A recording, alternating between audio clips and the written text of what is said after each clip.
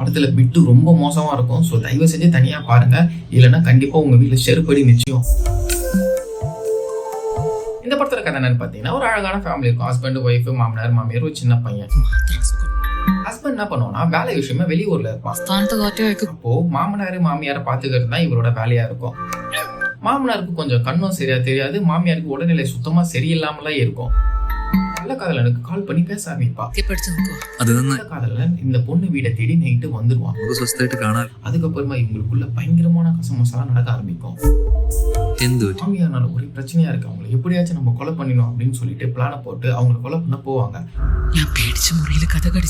அந்த நேரம் பார்த்து அவங்க வீடை ஒருத்தங்க லாக் பண்றாங்க. அதுக்கப்புறமா என்ன நடந்தது அப்படின்றத இந்த படத்தோட மீதி கதை.